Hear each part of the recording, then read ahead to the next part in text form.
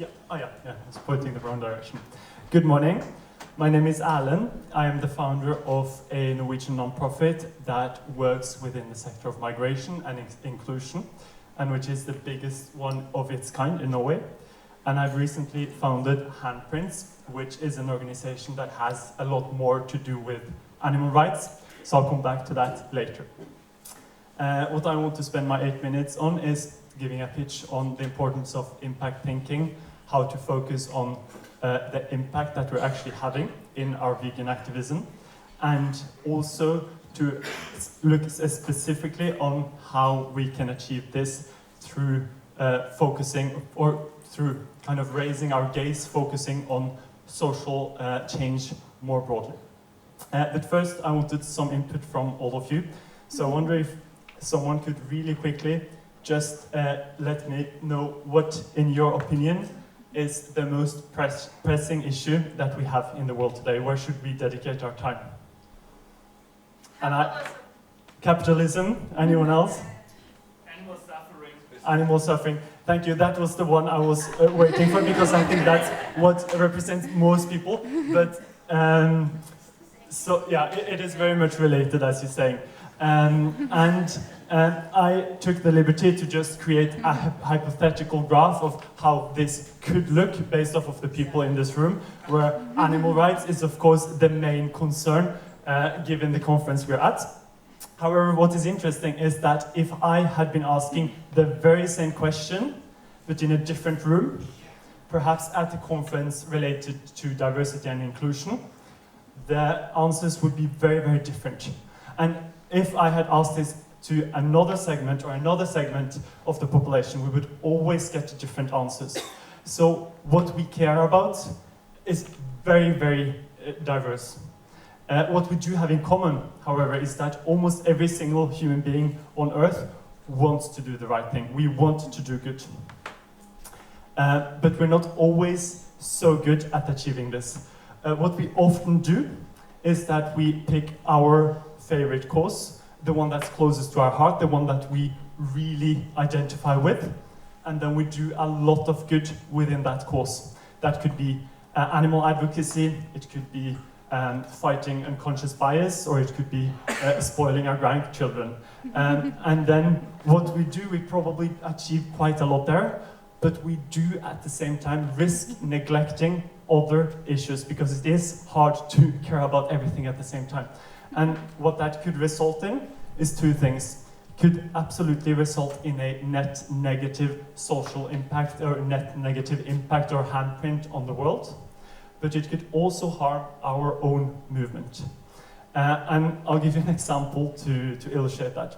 If I came before you today trying to convince you about the importance of changing your habits, changing the way you view the world in terms of unconscious bias, if I came before you as a vegan who does everything I can in order to eliminate animal suffering, you would probably take me quite seriously and be quite open to my message. If I, on the other hand, came before you dressed in fur, still reeking meat from yesterday's barbecue, you would most likely take me much less seriously, because if I don't care at all about what you believe to be the most important issue in the world, then why would you care about my issue? This is the I scratch your back, you scratch my back all over again. This is deeply rooted into our evolutionary biology. I care about you, you care about me. I care about your cause, you care about my cause. I think Haru, you said this so beautifully with your example of all the different movements coming together, and they were all speaking about reducing animal suffering, regardless of their main aim as a movement. And I think if we are in this together, if we fight for a common goal of a better world across all parameters, then it's much more easy to recruit people for our cause, what we really are most passionate about. And what that means is that the best spent time, if we are to spend 1 hour, the most efficient thing might not always be spending 1 more hour watching videos of veganism on YouTube. Maybe it would be better spent actually reading up on unconscious bias, because that gives us access and credibility within a whole different segment of the population. And this is not as difficult as it sounds, because we, after all, our main message is that going vegan, it's not that difficult. It's scary at first, but it is just a small mindset change, a small habit change, and then your life is going to be better and healthier. That's our message, and that's also the same within most of these other movements. It isn't that we have to dedicate all our time, but we have to dedicate some time to change our impact. And what this does is not just that we can have a more positive overall impact on the world, but it also does wonders for our own movement. That the impact we are having, I strongly believe, is much greater because we can dialogue with other people much better. And the movement is already good at doing this. I think the awareness team is a really great example, but I think we benefit from being even better at this. Yeah, and I wholeheartedly believe that this is the path forwards. So this is what Handprints is dedicated at doing, meeting people where they are, where their heart is, where their cause is, and then trying to bring them, introduce them to other topics. So what we'll do, this is very new, I launched the website on the train on the way here, but what we will do is that we launch it in October, and every month we focus on one pressing issue. And we're starting with happiness, because happiness is something everyone care about. So we can recruit from all segments of society. Then they go through an opening event, and 1 month of focusing on happiness. We go through the 18 key drivers of happiness. We make our own, and we make and refine our own happiness list. Maybe they meet some of you and have a really good time. And at the end of that month, when people have become even better at caring about their own happiness and well-being, they will be much more susceptible to caring about the happiness and well-being of other species, which we then move on to in the next month. And then we move to something else, then maybe something related to inclusion, then maybe back to animal rights, because new people have been coming. And this is the way, I think this is an important piece to the whole beautiful movement that we're having. So with that, I wanted to invite you to join the event on happiness, because I also think that this is the foundation for our superpowers as activists. Being healthy and happy is a very important foundation. And then I'm also going to have a workshop later where I do want some feedback on you on what are the best, most efficient ways of doing vegan activism for substance into this module.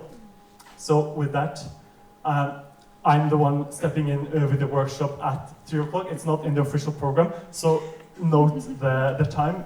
It's in room B, where we'll go deeper into especially this impact side, what we can do as vegans in order to have a stronger impact. So then that's a lot of information in a short time, so I just want to finish on 3 main points that I really would like you to take from here. The first one is that we really need to meet people where they are, where their heart is, and that often means meeting people in the cause they care about. Often people care more about who we are as messengers of our vegan message than exactly the arguments that we're using.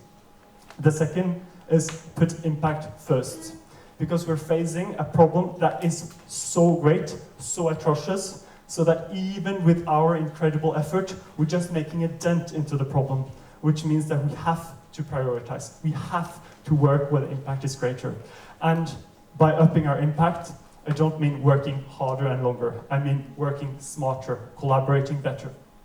And then, maybe for some of you, impact is still this strange word, maybe a bit of a capitalist word in a sense. It's maybe not so relatable, and I understand that. Impact is very often used in a sense of productivity. And if I increase my productivity with 1% at work in a normal corporate job, no one would notice. The stakeholders would make a bit more money, it wouldn't be a big difference. But if I, as a vegan advocate, improve my impact with just 1%, and that's not a lot, that's really easy, that directly, or that translates into lives saved, which is why we have to care about impact. So that was it, thank you so much. If you want to